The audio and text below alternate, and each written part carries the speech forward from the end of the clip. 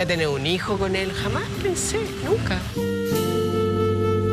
Cuando llegamos a tu casa y vimos ese video de Curicó, uno se remonta inmediatamente a tu infancia. Sí. Pero ¿cómo era la relación con tus papás? Cuando yo nací, mis papás estaban distanciados. Entonces... ¿Por qué? Parece que el matrimonio no andaba bien, me da la impresión. De hecho, cuando nací, mi papá me vino a conocer como a la semana después.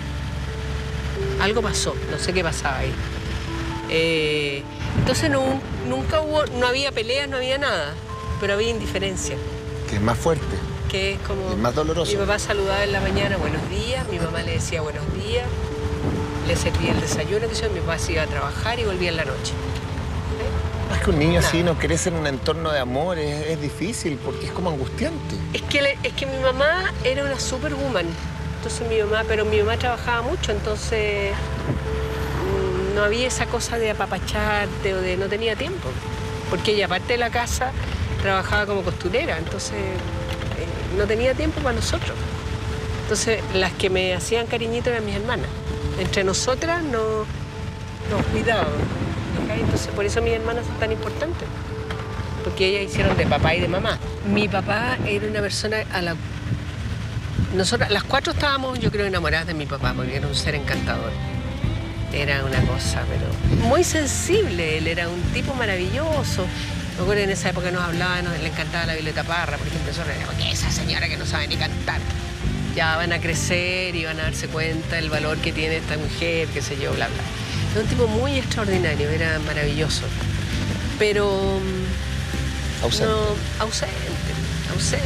No fue capaz de enfrentar el problema de pareja que tenía, no fue capaz de decir yo hasta aquí no más llego. Entonces yo entendí que tenía que salvarme. ¿Qué quería decir salvarte? Hacer mi vida sola, sin depender de nadie. Sola. Entonces que me fuera bien en el colegio, más o menos nomás. Me metí chica en la Casa de la Cultura de Ñuñoa en un grupo de teatro, estando en el colegio. Y había una escuela de filosofía donde se estudiaba al joven Marx. Entonces yo dije, El joven Marx. Voy a ir a estudiar al joven Marx. Entonces me inscribí en ese curso de filosofía. Me iba desde la calle Hamburgo hasta el centro, en un trolebús. Le dije a mi mamá cosía, y le dije, me voy a ir a estudiar al joven Marx. Y mi mamá dijo, muy bien, y siguió cosiendo. Entonces a mi casa llegaba gente. Teníamos un grupo de amigos enorme. Víctor Jara llegaba a mi casa. El Víctor era de la Academia de Folclore, de la Casa de la Cultura de Ñuñoa. Víctor Jara llegaba a tu casa. Claro. Me acuerdo cuando llegó un día con la guitarra y dijo, chiquillos, recopilé esto del viejito Cortés y le puse música. Que escuchen, y puso una pata así, en esa época la chimenea se prendía. La chimenea y empezó, voy a hacer un cigarrito, y nunca me voy a olvidar. Voy a encontrar que tenía unas manos tan bonitas, y yo le miraba las manos y decía, qué manos tan bonitas, cómo toca la guitarra. Entonces mi casa era como eso que tú estás relatando es un momento histórico y... Ahora sí, pues claro, en esa época no había conciencia de lo que estabas viviendo, pero... No, para nada. Pero te estaba llegando todos los mensajes y la cultura a tu vida. Claro, porque en mi casa se juntaba la gente que era del grupo de teatro, la que era del grupo de folclore de la Casa de la Cultura de Ñuñoa en aquella época. Entonces se hacían una especie de... juntas de la gente leía poemas y leía. ¿Y cuántos años tenías ahí? 15. ¿Qué fue primero en tu vida, la política o el teatro? Yo creo que ambas cosas. Y en ese momento cuando empiezas a estudiar teatro, tenías una postura política. ¿Quién forja esa postura política en ti? ¿Fue tu papá? ¿Fue tu mamá? El joven Marx. El joven Marx, cuando estudiaste filosofía. No, porque ahí cuando estudié filosofía me metí a militar en las Juventudes Comunistas. ¿Fuiste comunista? Sí, claro. Mira. Estuve en las Juventudes Comunistas como hasta el año 74. Yo me fui de Chile, me fui a Colombia. ¿Te fuiste o te echaron del país? Yo me fui porque tenía que irme sí o sí. ¿O te mataban? Porque me fueron a buscar a la casa y yo no estaba. Porque en esa época creían que uno tenía armas. ¿Y por qué crees tú que te buscaban? ¿Por qué estabas en listas? ¿Por qué? Mira, hay un diario que yo tengo ahí de La Nación, del año 80 y tanto, que dice las listas negras de la Junta Militar y salgo yo.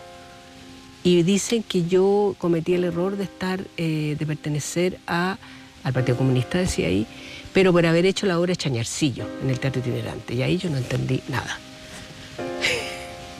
El Teatro Itinerante era un teatro formado por el Ministerio de Educación y la Universidad Católica, financiado por estas dos entidades que eran de gobierno, del gobierno de Pinochet.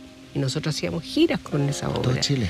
Hicimos el estreno de esta obra de Antonio Soto Hernández, de Chañarcillo, y salgo en las listas negras porque había hecho Chañarcillo. ¿Tú sentías, Mónica, que tenías que irte? Sí, claro. Sí, porque si no me iban a tomar presa. Y ahí, una vez que te toman, nunca sabe uno qué iba a pasar. Si te iban a torturar, Uno no si sabía. ibas a desaparecer. Uno no sabía, o qué cosas te iban a achacar también, te podían decir cualquier cosa. Eran momentos muy difíciles, entonces uno no podía correr el riesgo de caer preso. ¿Cuántos años estuviste fuera de Chile? Estuve, no tanto, porque estuve 3 años y medio en Colombia y 3 años y medio en Argelia. Mientras estuviste casi 7 años fuera de tu patria, ¿qué pasó con tu mamá? No, mi mamá, esa vieja loca. No, mi mamá murió de 94 años. Mi mamá murió 4 meses después que la Yoyita Martínez. Y eran de la misma época, eran del mismo año.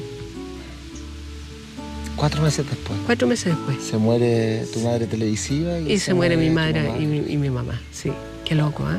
Habían nacido el mismo año. Qué maravilla más Las grande. cosas de la vida.